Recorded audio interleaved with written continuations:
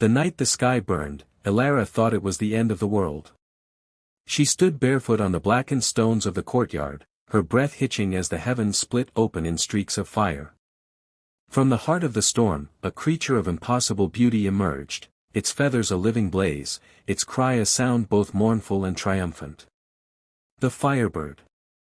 Legends had whispered of it for centuries, a harbinger of change, a destroyer and savior entwined. Villagers prayed never to see it, yet every generation a chosen one did. Elara had never wanted to believe the old tales, but as the fire fell like rain and her shadow danced against the walls of her crumbling home, she knew the Firebird had come for her. And nothing in her life would ever be the same. The weight of inheritance. Elara was the daughter of keepers. Her mother had tended the ancient grove where the Firebird was said to roost between appearances. Her father had been the village chronicler, entrusted with recording each visitation. Both were gone now, victims of the fever that swept the valley 2 winters past, leaving Elara with silence and grief. She had carried on their duties alone, but without conviction. She trimmed the sacred trees out of habit, recited the chants without faith, and inked the chronicles with a hand that trembled. Deep down, she resented the burden. She wanted an ordinary life, not one entangled in myths that no longer seemed real. Until tonight. The Firebird descended, its wings trailing embers that ignited the air. Its eyes locked onto hers, molten gold, ancient and knowing. Elara felt her body seize with fear, but something else surged beneath it, a strange recognition, as if the creature saw not who she was but who she might become. Then the bird spoke, not with words, but with fire that seared directly into her thoughts. Keeper's blood, the cycle falters. Take flight or the valley dies. Elara collapsed to her knees, clutching her head, her heart torn between awe and refusal. She didn't want this.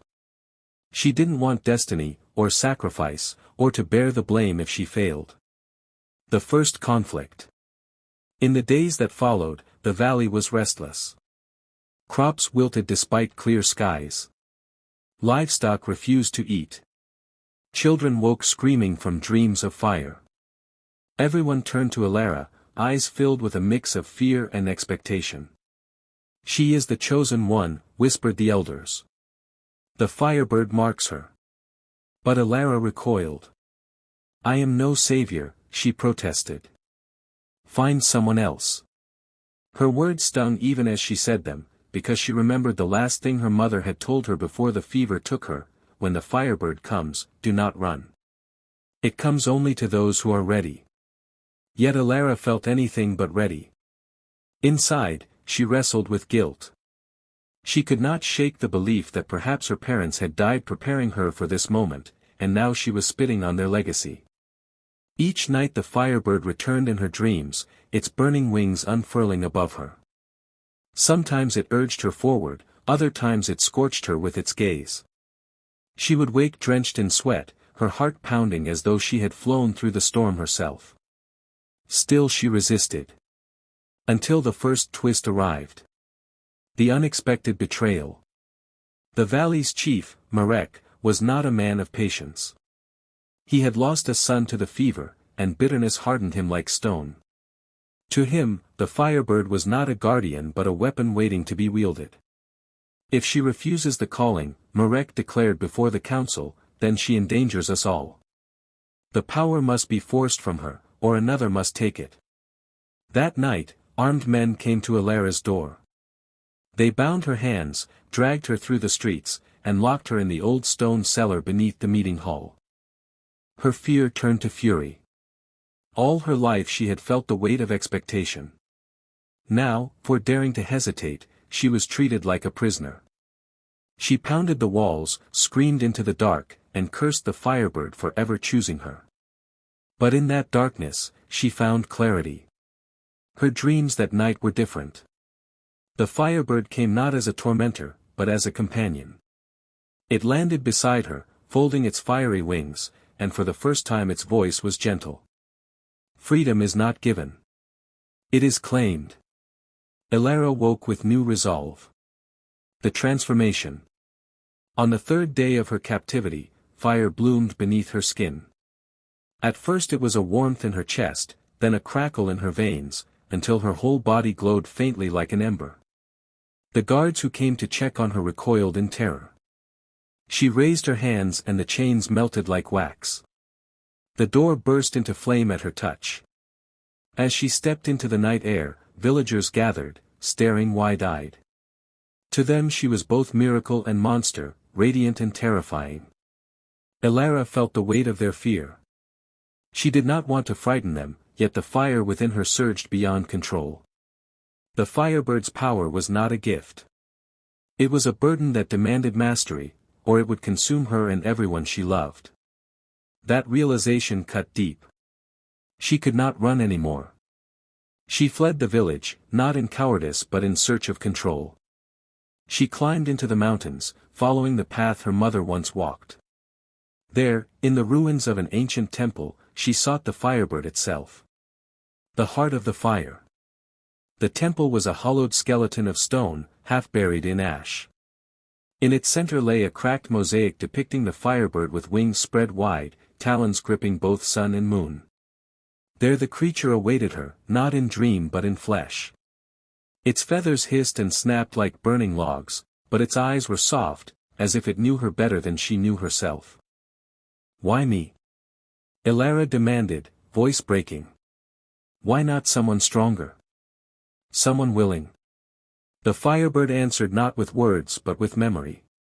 Images flooded her mind, her mother kneeling in prayer, her father ink-stained and weary, both whispering her name with love and hope. She saw herself as a child, clutching a broken-winged sparrow and refusing to leave it until it healed. She saw nights she had stayed awake by her father's side during fevers, her stubbornness a shield against despair. "Strength is not the absence of fear," the Firebird whispered in her heart. "It is the choice to rise despite it." Elara wept, not from weakness but from release. For the first time, she understood, she had been chosen not because she was fearless, but because she was capable of carrying fear without letting it destroy her. The final trial. No sooner had clarity come than a new threat rose. Chief Marek, driven by obsession, had followed her into the mountains. Behind him marched men armed with spears and nets, determined to capture the Firebird and harness its power. "Stand aside, girl," Marek snarled.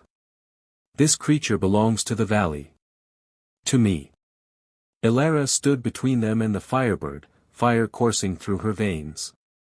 She could have unleashed it, scorched them to ash, but another truth had crystallized within her: power taken in anger only bred ruin. Instead, she drew the fire inward, shaping it into wings of flame that sprouted from her back. She rose into the air, a bridge between mortal and legend, her voice steady as she declared. "This power belongs to no one. Not to me. Not to you. It exists to remind us that we are small, but capable of greatness if we choose it." Marek lunged, but the Firebird cried out, a sound like shattering thunder, and the ground split beneath him. He fell into the chasm, his ambition swallowed by the mountain. His men scattered in terror, leaving Elara alone with the blazing wings that slowly dimmed into embers. Conclusion. When she returned to the valley, Elara was no longer the hesitant girl who had begged to be spared. She was the keeper, not because she had been forced, but because she had chosen. Crops began to flourish again. The children's nightmares faded. Life returned to the valley, though whispers of that fiery night lingered. Some saw her as a savior, others as a warning. Elara accepted both. Yet the Firebird itself did not remain. After their bond was forged, it vanished into the horizon, leaving only the faint echo of wings in her dreams. She knew it would return someday, perhaps for another, perhaps for her again. Until then, she carried the fire within her, sometimes heavy, sometimes bright, but always alive. And when she walked through the fields at dusk, villagers swore they saw feathers of light trailing in her shadow. Because the Firebird was not gone. It had simply taken root in her heart.